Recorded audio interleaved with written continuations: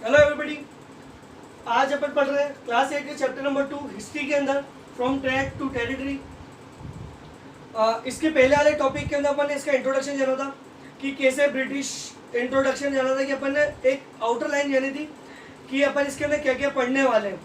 अपन ने इसके अंदर बात करी थी कि अपन पढ़ने वाले हैं the India before the British, कि इंडिया भारत जो कि ब्रिटिश आने से पहले कैसा था, फिर उनकी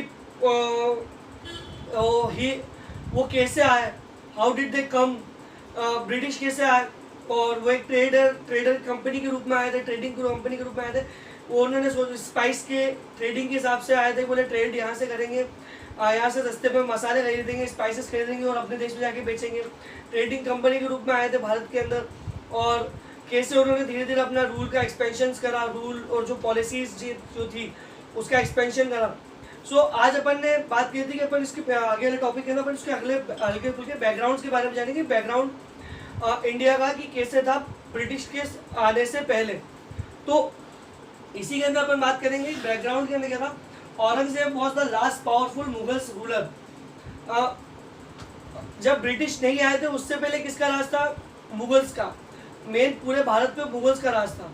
जो औरंगजेब था वो मुगल साम्राज्य का सबसे आखिरी पावरफुल मुगल एम्पायर का राजा था।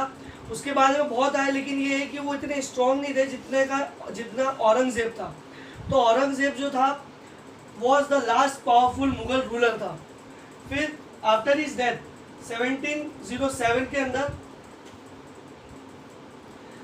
1707 के अंदर many Mughal governors subedars being arresting their independence. अब क्या हुआ था कि मुगल जब औरंगजेब था जो 1707 के अंदर मर गया था, उसके बाद में क्या हुआ, जितने भी गवर्नर्स थे, जितने भी सूबेदार्स थे, उनने क्या करा कि अपने अपने टेरिटरी को अपने अपने के जो इलाका था, अपने अपने जो देश था उसको इंडिपेंडेंस घोषित कर दिया, मतलब आज़ादी वाला मुल्क घोषित कर दिया। उन्होंने अपनी आज़ादी घोषित कर दी। तो जैसे कि बंगाल था, उनने अपनी आज़ादी घोषित कर दी। अलग अलग ऐसे जितनी भी टेरिटरीज थी जो मुगल की अंदर आती थी, उन सब ने अपनी आज़ादी घोषित कर दी।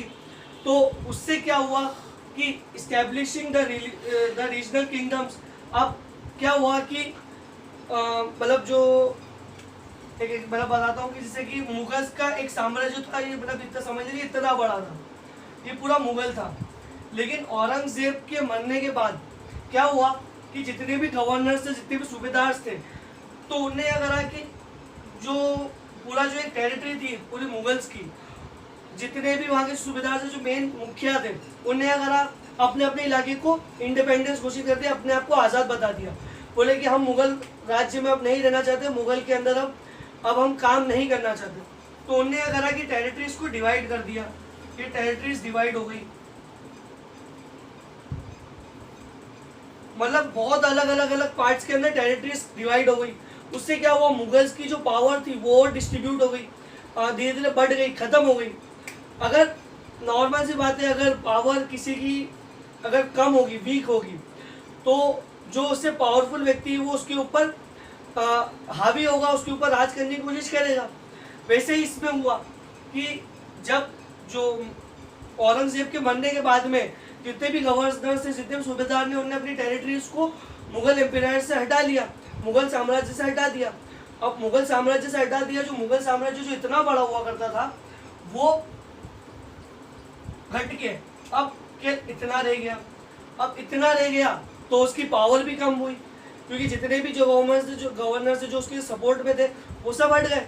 सपोर्ट हट गया तो जितनी भी टेरिटरी थी वो छोटी पड़ गई, और छोटी होने से क्या हुआ, उसकी जो पावर थी वो भी डिक्रीज हो गई। सो क्या हुआ, power of Delhi was declining. जो दिल्ली जहाँ से मेन मुगल सल्तनत कंट्रोल की जाती थी, वो वहाँ पे जो दिल्ली के अंदर जो पावर थी मुगल्स की, वो धीरे धीरे कम होती जा रही थी।